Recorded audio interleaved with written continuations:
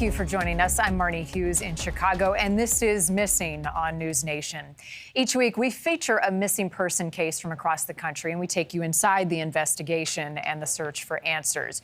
You are such a big part of what we do each week, and many of the cases that we cover come from you. And by watching and sharing these stories, you offer these families and the friends of the missing hope that their loved one's case gets solved.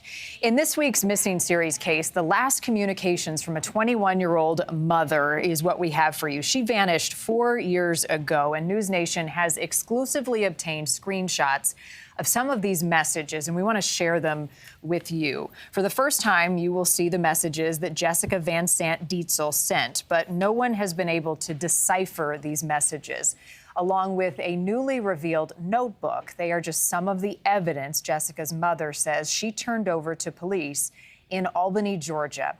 And now, as she marks the anniversary of her daughter's disappearance, she is hoping that revealing this information will help bring her answers and ultimately know what happened to her daughter.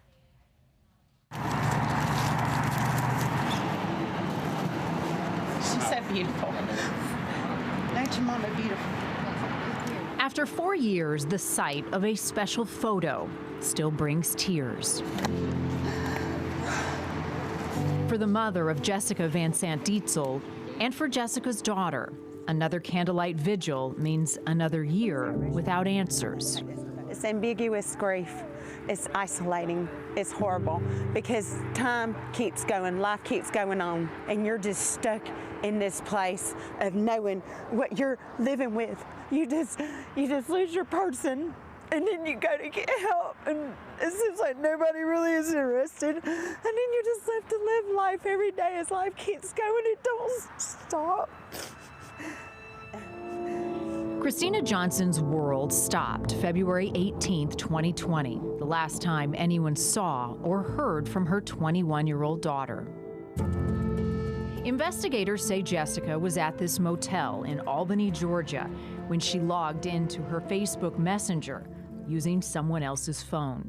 She sent these last messages, seen here on NewsNation for the first time, asking a friend to call her and saying, "I know I'm in too deep." Police say the phone belonged to this man, Gary Potter. It's unclear how Jessica knew Potter, but witnesses say the two were also spotted together at Cowboy Bill's bar, and investigators believe Potter offered Jessica a ride. They knew that she had been around him, and he said he did not know her. She had not used his phone, and she had not been in his truck. Lee County Sheriff deputies executed multiple search warrants at Potter's property. They seized his truck and confirm finding a hair inside, but won't say if tests show it could be Jessica's. Jessica's mother believes something happened that night, either at the motel or nearby at a home where drug activity was suspected. They gave her something. I think they overdosed her. They did something to her. A theory bolstered by a tip to a sheriff's deputy. A confidential informant told him that her body was in a deep freezer and pit out there at that old landfill. But she says instead of going to the old site the informant named on Maple Avenue, searchers went to the wrong landfill, focusing on the newer Maple Hill facility. They didn't get no cadaver dogs over there. They didn't look in the freezers. They dropped the ball. They didn't. Jessica's mother says she had been frustrated with Albany police's response from the start. Oh, well, you know what? She'll be back. You know what? Don't do people like that, man. If we come to the police, we know that our person's missing. She says she gave evidence to investigators, like one of Jessica's notebooks, found in a parking lot 6 months after her disappearance, in pristine condition. Unscathed, unweathered. All this stuff is not damaged. This stuff had not been sitting there. It had just been put out there. And a phone that belonged to Jessica's estranged husband, containing texts from the night she disappeared, asking, "You alive?" I gave that evidence over to an investigator, and he didn't even book it into evidence. Both the Albany Police and Lee County Sheriff's Office declined to do an on-camera interview for our story. As for Christina Johnson, she's now focusing her pleas for justice toward a higher power. Lord God, we just pray for you to bring her to us, and we pray for answers. So much pain from that mother, and I spoke with her, and you'll hear from her in just a moment. With us now, though, is Leah D, host of the Least of These podcast. Leah, thank you so much for being part of this discussion. Tell me how you first got involved in this case and looking into Jessica's disappearance. I was working as a victim advocate for people suffering from substance abuse issues, and I just happened to be scrolling on Facebook and saw Christina pleading for help that her daughter was missing, and police weren't doing anything about it. So you have this mom out here looking for her daughter, and I knew some of the locations she had mentioned, and I knew a few of the people she had mentioned. So I thought that maybe there was a way that I could help. So I reached out to the family, and that's when we put together a team to start searching. And what have you found so far? Where have those searches led you? Oh, we've been all over. I think one of the most horrific parts about this case is that Christina Johnson has heard multiple stories about what happened to Jessica. She's had to envision so many different scenarios. We were out at a homeless camp searching through the woods, anywhere and everywhere you can think. We've been there. How about the evidence in this case? One has to be that notebook that was found in pristine condition 6 months after Jessica vanished, found in a parking lot. Was that given to authorities, and has it gone through forensics? That was turned over to police, but the last thing that I heard about the notebook is that they had not located it in evidence. They were still looking, but it was turned over by Jessica's mom, Christina, as soon as it was found, and it was found in the middle of a parking lot. It had been raining the days before that. So there was no way it was out there for 6 months. Somebody left that in the parking lot. As a clue, what do you think? I think somebody was trying to get rid of stuff. These text messages, some are a bit ambiguous. They're hard to decipher, but of what we can see in these messages, what stands out to you most? What is she trying to say? I think it's not so much what she said. It's that she was reaching out to a friend who I think she felt she could trust, and she really wanted to get out of wherever. Well, she was at the Deep South. She really wanted to leave, and there was something that was making her want to leave. And I think she was looking desperately for a way out, and that's why she reached out to him. What do we know about the people that she was with that night? Gary Potter, one of them. Oh, Gary Potter, he has a criminal record dating all the way back to 2002. He was charged in 2002 with, I think, 5 counts of aggravated stalking for another female and a battery charge. He was involved in a hit and run accident in 2014 where 2 people were injured at a bar after an altercation. And he's currently facing 2 counts of aggravated sodomy and 2 counts of aggravated child molestation. And he did not show up for his trial in July of 2022, I believe. And nobody seems to know where Gary is. So he is not in custody currently. He is not in custody currently, and there is a bench warrant out for him for missing his trial date on the child molestation charges. So he is wrapped up in some very bad things. In terms of his connection to Jessica Vanzant Dietzel, what have police said about why they named him a person of interest? That he was seen with her at Cowboy Bill's, and that her phone. So Jessica, since she didn't always have a phone of her own, she was known to log into someone else's phone and use Facebook Messenger or something of that nature to communicate.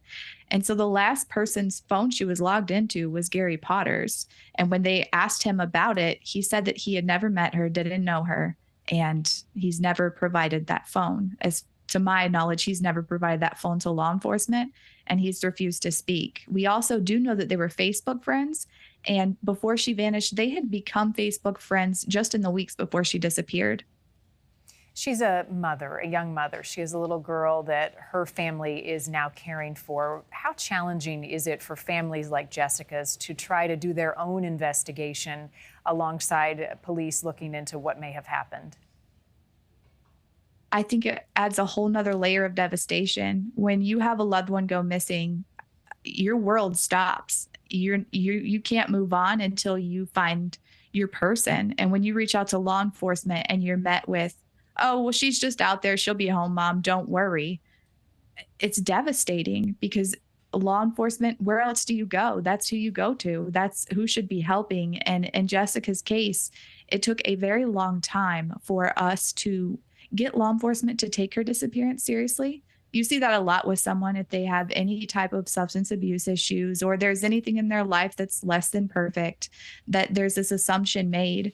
But when she didn't call her daughter on her birthday, her mom knew at that point that something was very wrong because despite Jessica's situation or struggle she may have had in life, she was constantly in contact with someone in her family, whether that was her cousin or her mom, and she would have never missed Elena's birthday. My final question for you, Leah, is somebody out there knows something. As you are a victim's advocate and you're working in this community where people keep secrets, what is your message to anyone who may know what happened or who may have a clue that could help? If you're out there and you know what happened and you're protecting someone, I just want you to remember who you're protecting.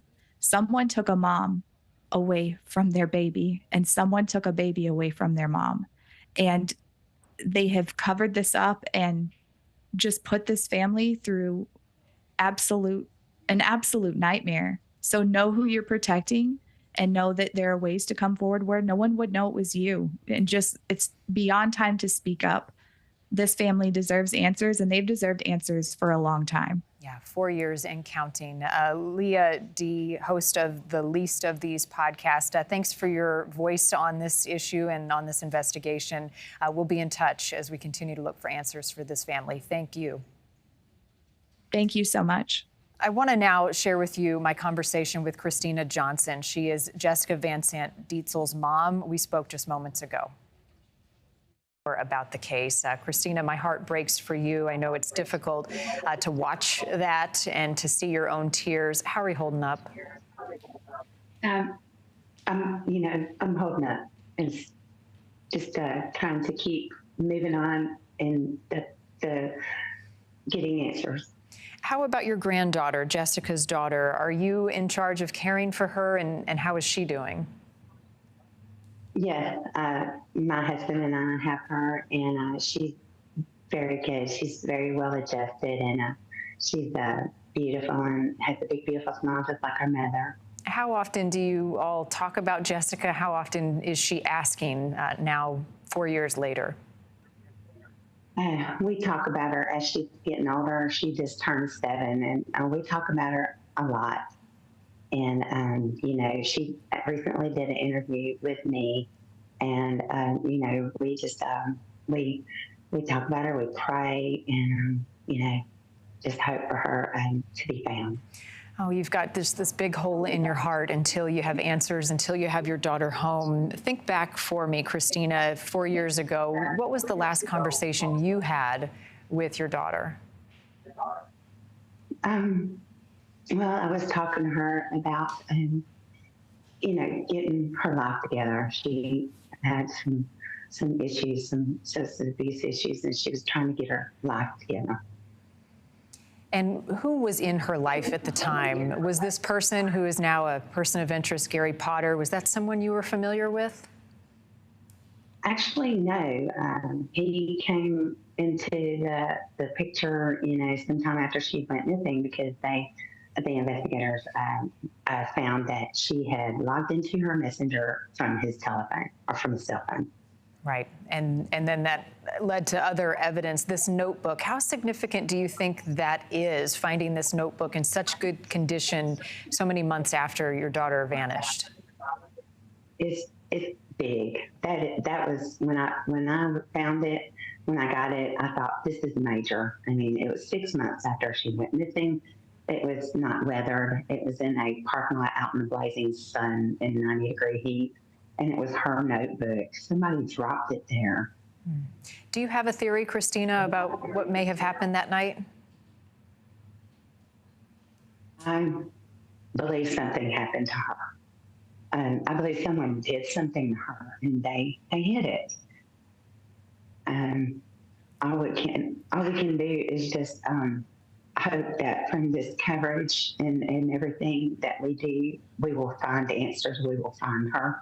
What is your message to Potter, if he has some involvement, or to anyone else who knows something about what happened to your daughter? What would you say to them now? I'm glad you asked me that, because as for Potter, if he didn't do anything to her, but she used his phone, and so we know that, and she got in his truck, so we know that she was around him and he's evading. If he would just answer, if he would just say, okay, yeah, I did give her a ride, I dropped her off somewhere, whatever, just give the information. And that goes for anyone out there. If you know anything about what happened to Jessica, please report to local law enforcement or any news outlets, me, anybody. Christina Johnson, thank you for sharing your daughter's story with us. I hope that it brings some answers, and it brings them soon for you and for that little girl that you're caring for. We'll be talking again shortly. Thank you. And thank you so much. Just heartbreaking to hear that mom and her agony. I want to give you another look at Jessica Vanzant Dietzel. If you have any information that can help police in finding her and what happened to her, you can contact police in Albany, Georgia. The number there on your screen. Also in Lee County, the Sheriff's Department there. Next week's missing case takes us to the West Coast and the search for a young man named Dane Elkins. Dane disappeared in 2020. His mother believes he had a psychotic break and he has been living off the grid or within the homeless community. And told us that the government was after him and our family. That is when we knew something was really wrong.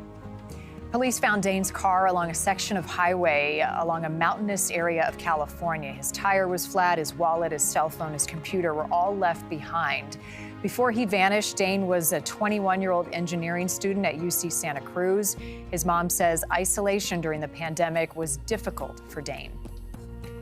He would be laying in his bed all day, and then he would disappear into the night. Left our house and told us he was going to stay with friends, but he was actually living in his car. Make sure to tune in next week for a closer look at Dane Elkins' disappearance, including several possible sightings over the last few years. If you have a missing person case you think we should look into, send it to us at newsnationnow.com/missing. Many of the cases we cover come from you. I'm Marnie Hughes in Chicago. This is Missing on News Nation. As always, thank you for watching.